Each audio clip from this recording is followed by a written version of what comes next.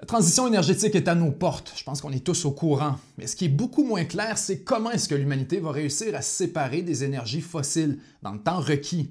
Pour plusieurs, les énergies renouvelables comme l'énergie éolienne et l'énergie solaire sont la voie du futur, mais pour d'autres, c'est insuffisant. Il faut absolument reconsidérer notre position quant à l'avenir de l'énergie nucléaire.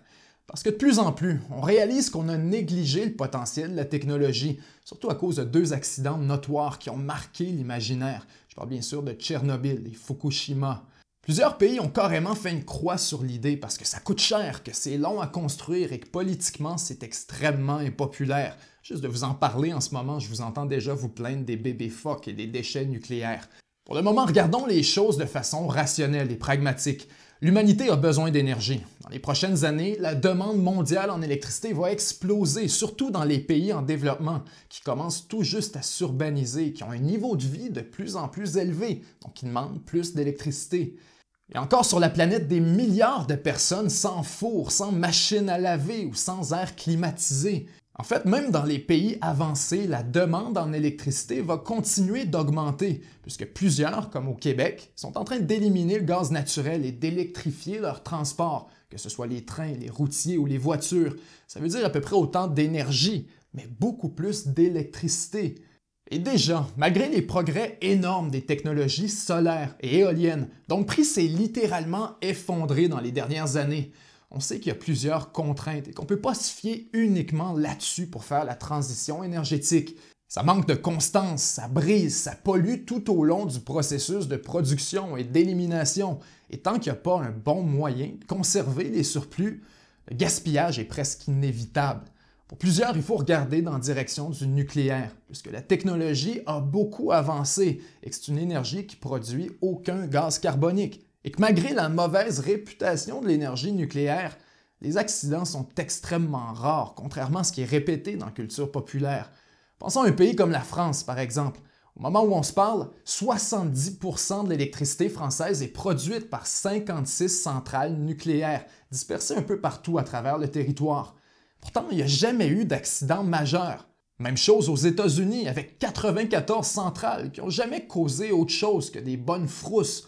En France, l'éolien représente seulement 6,3% de la production totale et le solaire 2,2%. Il resterait donc seulement environ 8% d'énergie fossile à éliminer, ce qui est relativement facile à faire. Or, si la France abandonne l'énergie nucléaire, c'est près de 80% de son énergie qui doit être remplacée. Il y a fort à parier que la part des énergies fossiles augmenterait dramatiquement en conséquence. Donc, s'il y a une cible à laquelle s'attaquer dans le contexte des changements climatiques, c'est tout simplement contre-productif de commencer avec l'énergie nucléaire.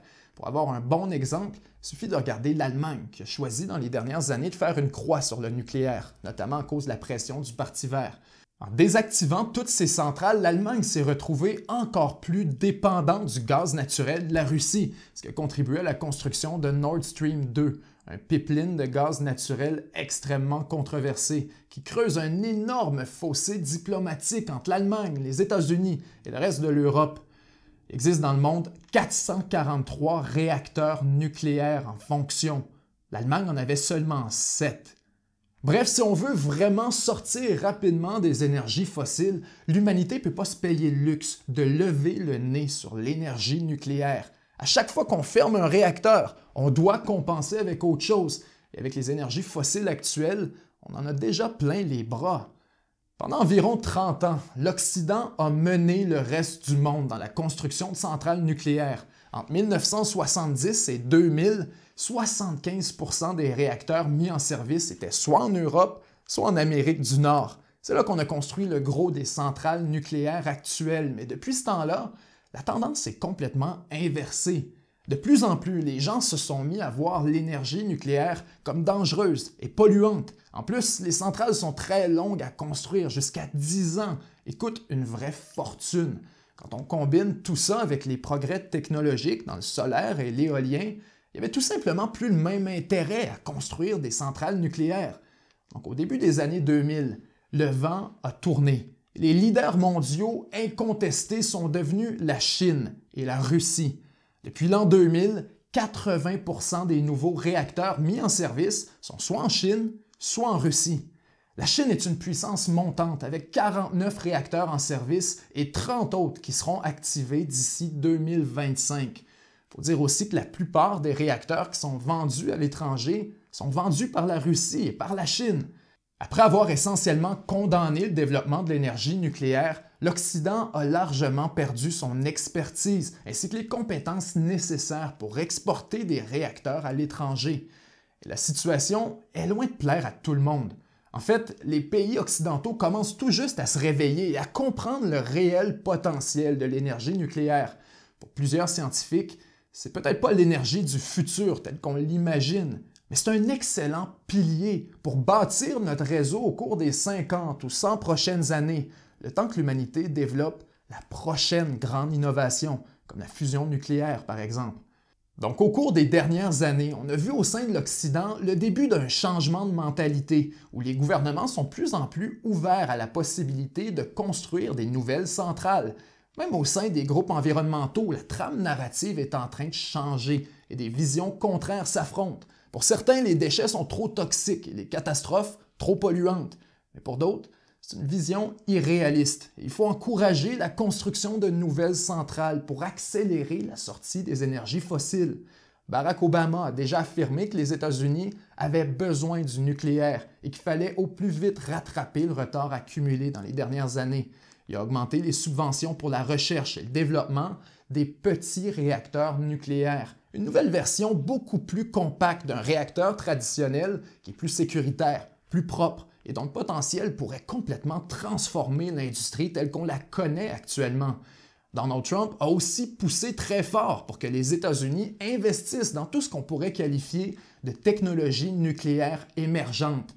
Et quand Joe Biden est arrivé au pouvoir il y a quelques mois, il a rapidement mis au clair que l'énergie nucléaire était une priorité dans son plan environnemental. En fait, c'est un rare enjeu aux États-Unis sur lequel tout le monde est d'accord, autant chez les républicains que chez les démocrates. En Europe, on sent aussi qu'il y a un certain enthousiasme, mais la question divise un peu plus.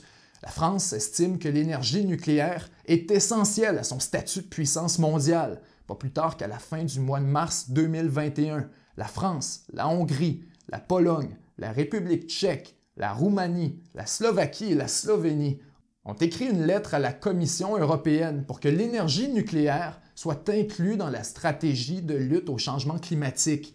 Mais l'Allemagne et l'Autriche s'y sont opposés. Il faut dire qu'en Europe, il y a une dimension stratégique supplémentaire qui est difficile à ignorer, puisqu'environ 40% du gaz naturel est importé depuis la Russie, ce qui est bien sûr une vulnérabilité dans l'éventualité d'un conflit en Europe. Donc chez les pays occidentaux, on sent qu'il y a encore des contraintes parfois politiques, parfois diplomatiques, qui freinent le développement de l'énergie nucléaire. C'est des projets impopulaires et les politiciens préfèrent souvent s'en éloigner. En fait, là où les projets nucléaires ont de plus en plus la cote, c'est au Moyen-Orient. Disons qu'il n'est pas très difficile de comprendre pourquoi. Premièrement, les gouvernements sont plus autoritaires et ils peuvent facilement faire taire la résistance à un projet. Ensuite, il y a bien sûr l'éléphant dans la pièce, le pétrole. Les États du Moyen-Orient sont pertinemment conscients du fait que les réserves ne sont pas infinies, que la transition s'en vient et que bientôt, ils vont eux aussi devoir se séparer des énergies fossiles. Et dans une région où le potentiel hydroélectrique est extrêmement limité, la porte de sortie nucléaire semble être la plus rapide. Au moment où on se parle, des réacteurs nucléaires sont soit prévus, soit en construction en Égypte, en Jordanie, en Arabie saoudite, en Turquie, aux Émirats arabes unis et en Iran. La plupart de ces réacteurs ont été vendus par la Chine ou la Russie et ça inquiète plusieurs analystes qui voient ça comme une manière de projeter de l'influence sur la région. Après tout, les centrales nucléaires sont des projets à très long terme et comme beaucoup de ces pays n'ont pas l'expertise pour gérer les centrales, ils sont lourdement dépendants envers le pays qui le fournit. L'alternative, ce serait bien sûr qu'un pays comme la France se mette aussi à vendre des réacteurs nucléaires. Mais c'est loin d'être si simple que ça. Parce que d'abord, il y a le problème des déchets radioactifs qui durent des dizaines de milliers d'années et qui demandent une surveillance constante. S'il fallait qu'un gouvernement fragile s'effondre, il serait impossible de garantir la sécurité des sites d'enfouissement, mais aussi des centrales. Imaginons un seul instant qu'un groupe terroriste mette la main sur une centrale nucléaire dans une région où le nombre d'organisations terroristes actives n'est jamais zéro. On ne peut pas ignorer la menace.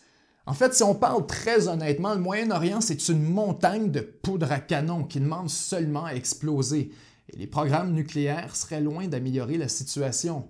Parce que malgré les belles promesses des pays du Moyen-Orient qui jurent vouloir des réacteurs nucléaires pour rien d'autre que des raisons pacifiques et civiles, il est extrêmement facile de transformer un programme civil en programme militaire, avec la capacité de produire des armes nucléaires. C'est bien connu que même avec un programme civil, on peut enrichir assez d'uranium pour produire une bombe. Et les pays du Moyen-Orient qui développent actuellement l'énergie nucléaire, soit l'Égypte, la Turquie, l'Iran, l'Arabie saoudite et les Émirats arabes unis, ont tous déjà exprimé le souhait de développer une arme nucléaire, tout en restant extrêmement ambigus sur l'utilisation de leur programme civil. Donc le gros risque dans le Moyen-Orient, plus que les déchets ou les groupes terroristes, c'est l'effet de domino qui risquerait de déstabiliser la région de manière spectaculaire en à peine quelques mois. Imaginons le scénario ensemble. D'abord, l'Iran annonce qu'il possède la bombe. Immédiatement après, l'Arabie saoudite se met à développer la sienne, comme elle l'a déjà promis. Ensuite, c'est Israël qui avoue publiquement posséder l'arme nucléaire, brisant un secret de polichinelle qui dure depuis des années. L'annonce d'Israël pousse ensuite la Jordanie, les Émirats arabes unis et la Turquie à développer leur propre arsenal. Mais oups, l'annonce de la Turquie pousse finalement la Syrie et l'Irak à eux aussi développer de l'armement nucléaire. Et voilà, en quelques semaines seulement, c'est le bordel. Il serait extrêmement difficile d'empêcher des puissances comme la Russie et la Chine de faire des bonnes affaires dans ce contexte en fournissant les pays intéressés. C'est ce qu'on appelle la prolifération nucléaire. Et quand ça commence, c'est extrêmement dur à freiner puisque la seule manière de contrecarrer une arme nucléaire, c'est avec une autre arme nucléaire. C'est un cercle vicieux qui peut très rapidement dégénérer. Si le Moyen-Orient veut sortir des énergies fossiles par la voie nucléaire, il va absolument falloir une forme de cadre international qui contrôle strictement et qui surveille les centrales. Il faudra que chacun puisse inspecter les installations de l'autre pour éliminer toute possibilité de malentendu. Mais encore, les risques vont persister. C'est tout un dilemme. D'un côté, on veut sortir des énergies fossiles, et d'un autre, on empêche les pays qui en sont le plus dépendants de profiter d'une alternative tout à fait viable. Une des solutions qui est proposée pour sortir de l'impasse, c'est de changer la recette des réacteurs en les alimentant avec du thorium plutôt que de l'uranium. Il faut dire que le thorium a certains avantages. D'abord, il est 3 fois plus abondant que l'uranium, mais surtout, il ne peut pas être militarisé. Il y a bien sûr des contraintes, mais ça permettrait au moins d'ouvrir des réacteurs de manière beaucoup plus sécuritaire dans des pays où la stabilité est fragile. Sinon, il y a aussi les petits réacteurs nucléaires qui, comme en Occident, pourraient venir changer la donne. Au moment où on se parle, on recense environ une 50aine de projets de petits réacteurs nucléaires à travers le monde. Et pour ce qui est des déchets radioactifs, une règle qui pourrait être appliquée par la communauté internationale, c'est que le pays qui vend la centrale est responsable des déchets. Pour l'instant, il n'y a aucune conséquence à vendre un réacteur à un pays archi-négligent. Et c'est une recette pour le désastre. Si les vendeurs deviennent imputables, non seulement on élimine ce risque, mais on leur donne aussi une bonne raison d'innover et d'améliorer la technologie pour l'enfouissement des déchets. Donc si on résume, l'énergie nucléaire est nécessaire si on veut sortir rapidement des énergies fossiles. Il y a encore des grosses questions à répondre, mais ça peut être fait avec juste un peu de recherche et de développement. L'humanité a abandonné tellement vite que depuis 40 ans, la technologie est restée essentiellement stagnante. Aujourd'hui, on redécouvre le potentiel qui a été négligé. Et ce qu'on comprend, c'est que le nucléaire s'apprête à faire un retour, qu'on le veuille ou non. Et si ce n'est pas l'Occident qui définit les règles, alors ce sera la Chine et la Russie. La Chine, l'Europe, la Russie et les États-Unis pourraient tout à fait travailler conjointement sur une liste de critères pour déterminer qui a droit à un programme nucléaire et qui n'y a pas droit, en fonction du contexte. Les grands projets pourraient être suivis par la communauté internationale et des inspecteurs indépendants pourraient être assignés. Mais une chose est sûre, on ne peut pas réglementer ce qu'on ne comprend pas. Donc peu importe notre position sur les réacteurs nucléaires traditionnels, il faut absolument que l'Occident commence à investir massivement dans les nouvelles technologies nucléaires. Parce que sinon, il y a un risque énorme que dans 10, 15 ou 20 ans, la Russie et la Chine aient accumulé une avance pratiquement insurmontable et qu'on soit complètement exclus de la partie. En terminant, je me permets de vous poser la question.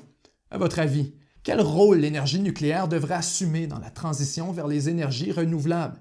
Et finalement, est-ce que des pays devraient être exclus? Si oui, quels critères est-ce qu'il faudrait établir? Et comment faire pour les appliquer dans un pays qui déciderait de les ignorer? J'ai très hâte de vous lire là-dessus. 7 jours sur Terre, c'est un média 100% indépendant qui est financé exclusivement par les contributions de ses membres exclusifs pour aussi peu que 99 sous par mois. En plus de permettre la production de cette émission, les membres exclusifs ont accès à une tonne de contenu qui leur est entièrement réservé, dont un segment complet de cette émission, ainsi qu'une revue de presse à chaque semaine où on revient sans script sur les grands dossiers d'actualité. Pour devenir membre, c'est super simple. Ça se fait en quelques clics seulement au 7jourssurterre.com/abonnement. Merci et à très bientôt.